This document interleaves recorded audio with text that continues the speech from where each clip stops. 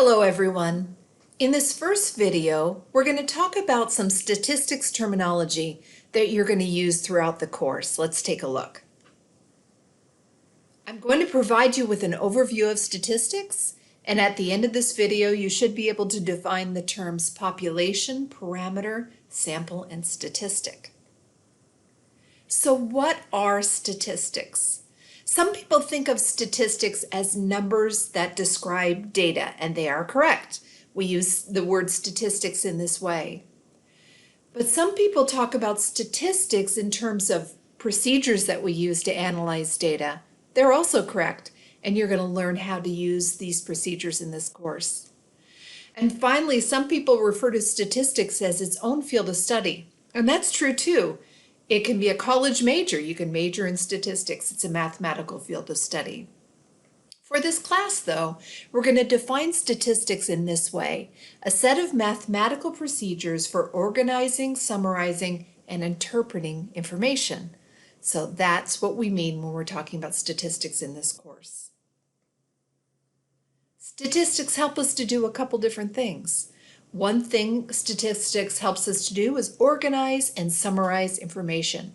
Sometimes we have a lot of data in front of us and it's hard to make sense of it. And descriptive statistics can help us to organize and summarize that data. So we go out in the world, we make observations, and we are able to organize and summarize the information so we can communicate the results to other people. Statistics also help us to answer general research questions. We have questions about the world, and statistics help us to determine whether our conclusions are justified. We make conclusions, and statistics give us an idea of whether or not our conclusions are reasonable. So we're going to talk about those four terms right now. The first term is population. And when we talk about a population in our statistics class, we're talking about a set of all individuals, or sometimes animals, of interest in a particular study. So a population might be all of the students at a college. The word here that is critical is all. A population includes every possible member. So all students at one college are a certain population. All women in Morocco is another defined population. All members of this class could be a population. It's a smaller population. So population, think of it as a closed set, a finite number of people in a particular area of interest. So it's really difficult to study an entire population most of the time. So what we do is we find smaller and more manageable groups that we select. And the statistical term for this small group is a sample. I'd love to survey all of the fourth graders in the United States. I can't do that. So I pull a small sample aside and study that group. The sample should be representative of or look like the population. We don't want to draw a quirky sample that isn't really generalizable to the larger group. So let's take a look at why we draw samples from a population. First of all, here's an illustration of a larger population. It's got a circle around it indicating that it's a closed set. And then we draw a subset from the population, which we call a sample. And our sample is hopefully representative of our population, meaning that the demographic breakdown of our sample will match that of the population from which it came. So let's take a look at two examples of taking a sample and why you would take a sample. So sometimes you're cooking and you want to know how the meal is going. So you take a small bite, and that is a sample. Now, it would be impractical to sample the whole population, then you'd eat the whole meal and it would be over with. So instead, you take a sample and you make a generalization about the population. This is an example of where surveying the whole population would mean no more meal is left, right? So same could be true for a blood sample. We want to know how we're doing. We go to the doctor, we have our blood drawn. But the person drawing your blood doesn't take all of your blood. That would be impractical, again. Instead, a sample is taken, and that sample is representative of everything that's going on in your body. So most often it's practical and workable to take a sample rather than studying a full population.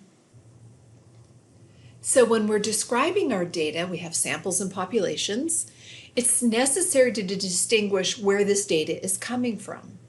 So a characteristic that describes a population is called a parameter. So maybe I take the mean of a population, and that mean is a parameter. It's a number that describes the population. A characteristic that describes a sample is called a statistic. So let's say I pull a small group of fourth graders aside and I give them a reading test, and the average score in their reading test is a statistic because it talks about the number associated with that sample. So numbers that are associated with populations are parameters, and you'll notice that both population and parameter begin with a P. That'll help you to remember it. And numbers that talk about samples are statistics, and it just so happens that sample and statistic both start with S as well. So let's do a learning check. A researcher is interested in the reading skills of fourth grade students in the state of Texas. The average reading score for the entire group of fourth grade students would be an example of what? So we have a couple of clues. We're looking at a total group of people, but we're more interested in the score. So what is that score? Is it a population, a parameter, a sample, or a statistic? Think about it for a moment. Pause the video if you need to. The score in this case is an example of a parameter because we were looking at all of the students in Texas. That was the totality. That's the population. And the parameter is the measure. The score is a measure of that population. Make sense? Here's the next one. A researcher is interested in the effect of humidity on the eating behavior of rats. A group of 30 rats is selected to participate in a research study. The group of rats is an example of what? Is it a population, parameter, sample, or statistic? Think about that. Well, we're talking about a group of rats. They were selected to participate. This is a sample. It's a small group that's been pulled aside to participate in the study. Okay, that's a quick introduction to the definition of statistics and 4 very important terms when we're going to be talking about statistics moving forward. I'll see you at the next video.